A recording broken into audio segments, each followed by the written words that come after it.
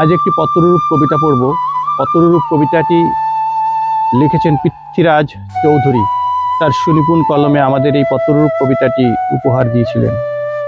কবিতাটি লিখেছিলেন বিভূতিভূষণ বন্দ্যোপাধ্যায়ের অপূর্ব সৃষ্টি অপুর মর্মবেদনার ছবি থেকে। কবিতাটি পড়ছি। পুলু, কেমন আছিস? ভালো। বড় তাড়াতাড়ি নিভে যাচ্ছে এই কলমের আলো। মাঘ কুয়াশার চেয়েও ঝাপসা হচ্ছে অক্ষর। কোথা দিয়ে কেটে গেল এতগুলো বছর, যেন রেলের চাকায় বেঁধে দিয়েছিল কেউ দিন ঘড়িটার কাঁটা। অনেক কষ্টে জোগাড় করেছি তোর ঠিকানাটা। এই দেখ, পরিচয়টাই দেওয়া হয়নি কথায় কথায়। চিনতে পারছিস? রোল 46, অপূর্ব কুমার রায়। তোর সাথে শেষ দেখা নাগপুর কলিয়াড়ি। তারপর জানিস খুলনা গেছিলাম অপর্ণাদের বাড়ি। খুলনা এখন বাংলাদেশ, ওখানে কে থাকে? আমি ছাড়া তোকে এখন কেউ পুলু বলে ডাকে। কাজল এখন বিয়ে করেছে, চাকরি করছে কলকাতায়। সেসব যাক, এবার আসি যে জন্য চিঠি সেই কথায়। জানি না কোত্থেকে শুরু করব, ঠিক কোন দুঃখ ভোগ। তোর সাথে প্রায় 30 বছর পর তো যোগাযোগ। তুই বলবি আমার দোষ, রাখিসনি কেন যোগাযোগ? যোগ আর যোগ রাখবো কোথায়? আয়ুষ্কালে শুধুই বিয়োগ। হয় দিদি, 10-এ বাবা, 17-তে গেলেন মা। আর 22 বছর ফাগুন মাস, যেদিন গেলেন অপর্ণা। আর শুধু ওরাই নাকি, কয়লা ট্রেন, দুঃখ পুকুর, গরুর গাড়িটাও ছেড়ে দিয়েছে কাশ ফুলে ঢাকা নিশ্চিন্তপুর। বাবার উপর টান বলতে খুব রোগা আর পলকা দড়ি। রোগা দড়ি টেনে নামতো কাশীঘাটের 64টি সিঁড়ি। বাবার লেখা হলো না গ্রাম জাগানো মহৎ পালা। দীর্ঘশ্বাস চাপা সংলাপ শুধু শুনতে পেল গণেশ মহল।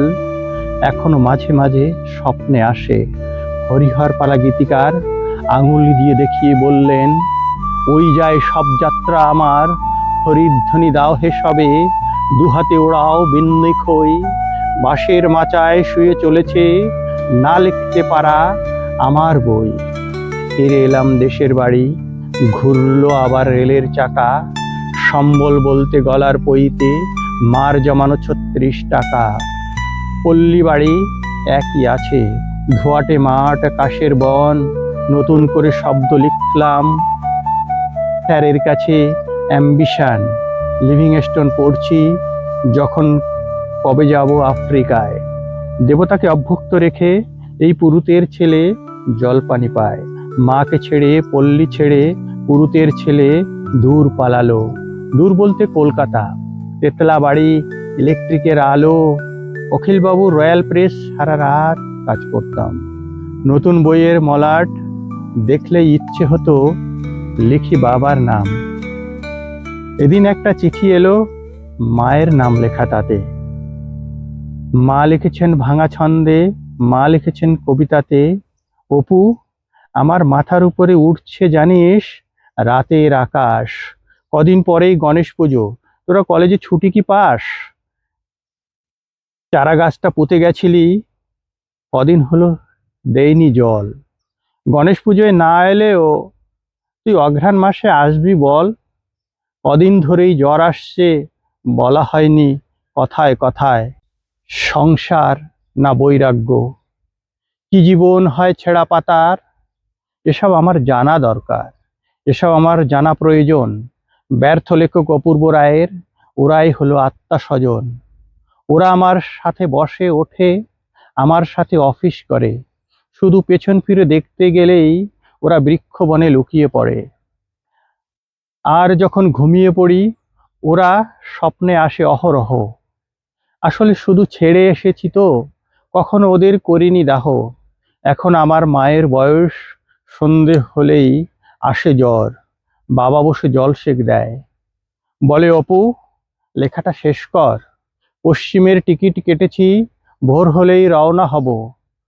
খেলনা, মুখোশ, কলের গাড়ি, ওদের জন্যে কি কি নেব। গল্পটা যদি জিজ্ঞেস করে এতদিন পর তুমি এদিকে, আমি তাহলে সেদিন সেই অবাক করা সূর্য ডেকে সব অধিকার ছেড়ে দেব। লেখক, পিতা, সব, সব।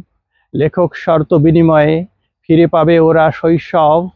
গোপন বলতে নিজের কাছে একটা নাম রাখবো শুধু, একটা নাম রাখবো শুধু।